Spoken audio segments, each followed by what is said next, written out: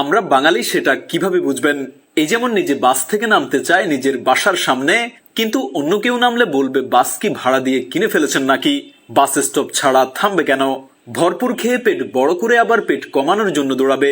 রেস্টুরেন্টের টিপস দিবে 30 টাকা, কিন্তু রিক্সাওয়ালা 5 টাকা বেশি চাইলেই ঝগড়া শুরু করে দিবে।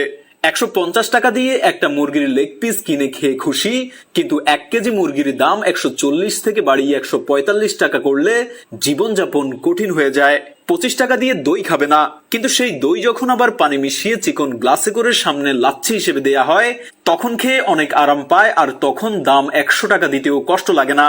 নিজে ঠিকই নো পার্কিং স্পেসে বাইক, প্রাইভেট কার পার্কিং করে রাখবে, কিন্তু অন্য কেউ করলেই বলতে থাকবে আহারে দেশের জনগণ রসাতলে গেছে। 40 টাকা দিয়ে একটা আইসক্রিম খাবে না, 120 টাকা দিয়ে তার অর্ধেক খাবে ম্যাঙ্গো ফ্লেভার বলে। নিজের ছেলে মেয়ে দোষ করলে সেই দোষ একদমই চোখে লাগে না, কিন্তু অন্যের ছেলে মেয়ে দোষ না করলেও তাদের নামে কিভাবে বানিয়ে বানিয়ে কথা রটাতে হয়, এটা একমাত্র বাঙালিই ভালো জানে। বিয়েতে 1000 মানুষকে খাওয়াবে, কিন্তু বাবুর্চির বিল দেওয়ার সময় বলবে 100 টাকা কম নাও। স্কুলে বেতন 40 টাকার বেশি দিবে না, কিন্তু একই স্কুলের টিচারের কাছে কোচিং করে বেতন দিবে 1000 টাকা প্রতি মাসে। কোনো জিনিস বেশি দামে কিনতে গেলে বাঙালিরাই বলবে আহা এত বেশি দাম কেন। আবার সেই একই জিনিস যদি কিছুটা ডিসকাউন্টে অথবা কম দামে বিক্রি করা হয়, তখন তারাই বলবে নিশ্চয়ই এটা খারাপ প্রোডাক্ট, না হলে এত কম দামে বিক্রি করছে কিভাবে। ভাজা পোড়া তেল চর্বি খেয়ে গ্যাস্ট্রিক বানাবে, আবার সেই গ্যাস্ট্রিক কমানোর জন্যই ওষুধ খাবে। গুজব রটানোর ক্ষেত্রে বাঙালিরা একদম 1 নম্বরে আছে।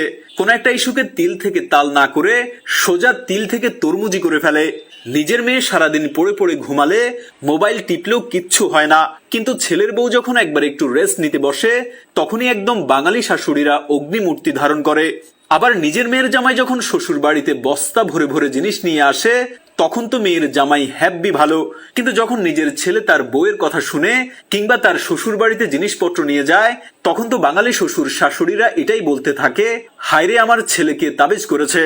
মানে বাঙালিরা এমন মানুষ যে নিজের ভালো 16 আনাই বুঝে, আর পরের বেলা 1 আনাও বুঝতে চায় না। আমাদের সবার মধ্যেই কম বেশি এই গুণগুলো আছে। আসলে আমাদের সমস্যাটা অনেকটা কোষ্ঠকাঠিন্য রোগের মতো হয়ে গেছে। প্রতিদিন সকালে টয়লেট করতে কষ্ট হলে শপথ নেই আজকে থেকে মাংস আর খাবো না, কিন্তু ঠিক বিকেলে আবার পরোটা আর টিক্কা দিয়ে নাস্তা না করলে হয় না। হুজুগে বাঙালি বলে আমাদের একটা বদনাম সেই আদিকাল থেকেই। জাতি হিসেবে আমরা যে হুজুগে, তা বাঙালি মাত্রই জানা থাকার কথা। ছোট ছোট ব্যাপারকে টেনে বড় করা আর সেসবকে নিয়ে অকারণ মাতামাতি করতে আমাদের চাইতে ভালো কে পারে। বিশেষ করে আজকাল ফেসবুক, টুইটারের মতো সামাজিক যোগাযোগ মাধ্যম বাঙালির হাতে চলে আসায় আমাদের অতিরঞ্জন, অতিকথনের প্রবণতা তো তুঙ্গে উঠেছে। তবে আমরা চাইলে আমাদের এসব স্বভাব পরিবর্তন করতে পারি নিজেদের দৃষ্টিভঙ্গি, নিজেদের চিন্তা ভাবনা।